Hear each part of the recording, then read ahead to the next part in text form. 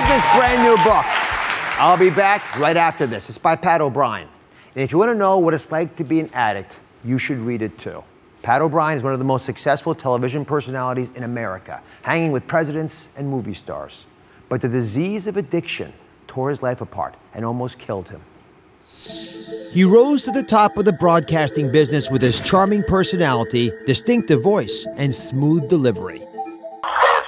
Pat O'Brien was a successful sportscaster on CBS for nearly 2 decades before moving to entertainment news, making his mark on shows like Access Hollywood and The Insider.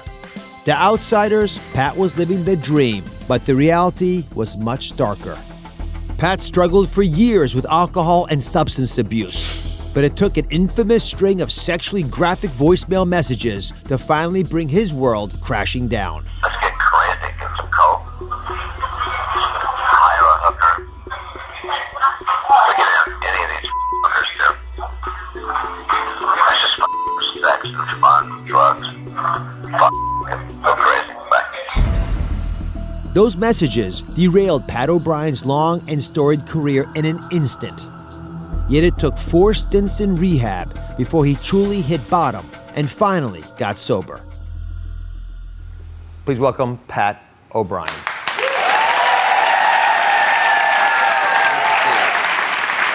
Let me just start off trying to understand what your life was like before alcoholism took it over. My life's pretty good now, but before I had the dream life. I mean, if you could write a script for a kid from South Dakota to end up going as far down the tracks as you can and end up like this with Hollywood hosting shows, every major sporting event in the world, having people want to be on your show, want to be with you. I mean, it was a very big life. Pat writes in the book about this 3-day binge that he took, which is almost surreal, unbelievable, where he blacked out, doesn't remember what occurred, woke up in a different part of the country with all of your bosses looking over you from above. Right. And then they tell you go into rehab, you don't have a choice. What was it like being shuttled to rehab, coming out of that? And especially, I'm so vividly described those first 24 hours, being separated from what you were addicted to. Yeah. It was a blackout, and that call was made during a blackout. I still don't remember it. The first time in rehab was, I couldn't believe it. I mean, here I am, Pat O'Brien, and you knew me back then. Yeah. I mean, we've known each other for a long time. And you have this entitlement that nothing can happen to you. You know, you always think that nothing will happen to you, that you read bad things about other people happening. So I show up at rehab, and suddenly I'm one of them. And there was no way I wanted to identify myself as an alcoholic. I thought it was shameful. I thought it was, I was remorseful about it. And they fill you up with drugs. My body was gone, and I was detoxed. And I remember the first day, they put me in W.C. Fields' cabin at this place I went in, who was the most famous drunk in the world. And so they'd given me all my medication, and I was trying to get back to the cabin. And it starts to rain, Dr. Oz, and I guess a message from somebody. And there I am, and I'm thinking about my dad, thinking about my mom, if she'd have been alive, could she have seen this? Thinking about my lovely son, what's he gonna think? And I just started crying. I just broke down and cried. And then the drugs kicked in, and then I couldn't walk, and then I was starting to fall, and I grabbed a hold of a pole, and I'm sliding down this pole, and it's in the mud in my pajamas. And I'm saying to myself, what has happened to me? Yeah. Please, God, what has happened to me? And I just wept like a baby. And, that's the consequence of it's a disease, and you know that, you've talked about it. That's the consequence, and that's the one I had at that moment.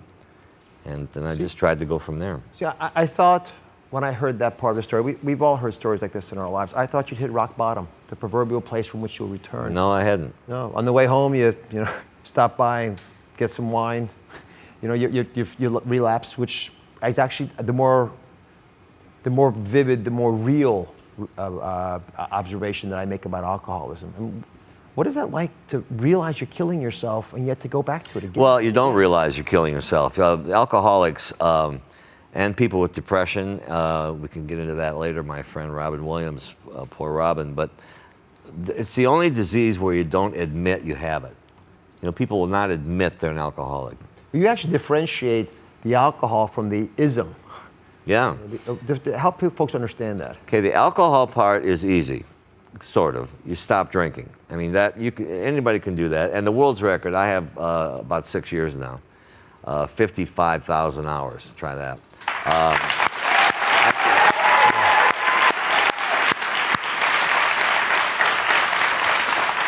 But the world record's 24 hours. And so you can stop drinking for a day. But the ism is everything that's inside you. It's the way you grew up. It's the hole in your heart. It's people you don't like. You know, that's the ism, and that's what you have to work on every day. That's why there's recovery, and that's why people out there who think they have a problem know that there's more to just stopping drinking. You've got to take care of yourself, love yourself, forgive yourself, and move on from there. Hallelujah. Yeah. Words of wisdom.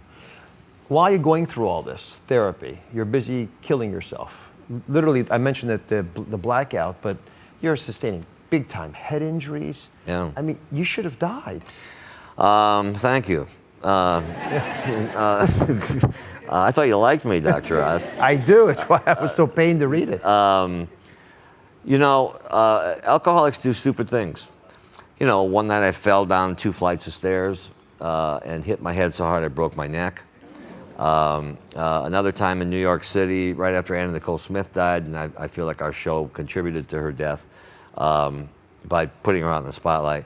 I got back from the Bahamas and I fell on the floor, and when they found me, they thought it was a crime scene. There was so much blood, they thought I'd been murdered or something. So why did you finally, after 4 stints in rehab, get this sort of extended period of freedom from alcohol? You know, the first one was a joke. The second one, I didn't care. The third one, I finally listened, and my therapist or my counselor, Chuck Rice, a great man, said, you know what, you're going to die. You have to stop thinking about disappointing your son, disappointing whoever. You're going to die. Mm-hmm. And I was walking through a forest at Hazelden. This happened, and it's in the book. And I'm walking, and I see all these big trees. Anybody see The Wizard of Oz? Please tell me you have. Okay. I've seen it. In color? Please tell me you have. Okay. So you walk through, and I'm seeing these trees, and I said to myself, by God, I'm Dorothy from The Wizard of Oz, because I realized that I could have gone home all the time. Not by clicking my heels, but home was always there for me. And that's the day I got sober almost 6 years ago. You know, it's so telling. And you describe it so poignantly, and this is your life as a broadcaster, because you bring these stories alive, stories that we struggle with. Addiction. I mean, a lot of us are really reeling at the suicide of Robin Williams. Give us the message we should be hearing.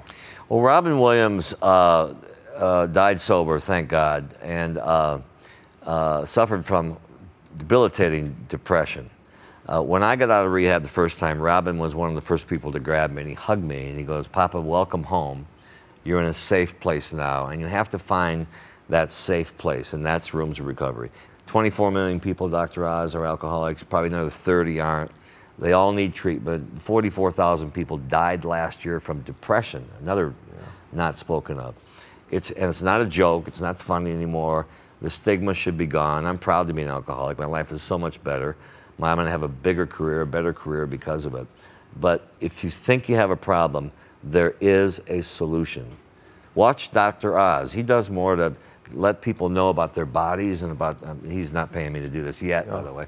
But no, I mean, you have to know your body and know your mind, and don't let those voices in your head talk to you. Find voices other than your own, because the voices in your head will tell you, your ego, and I have a big one, your ego will always lie to you. The ego is there to mess with you.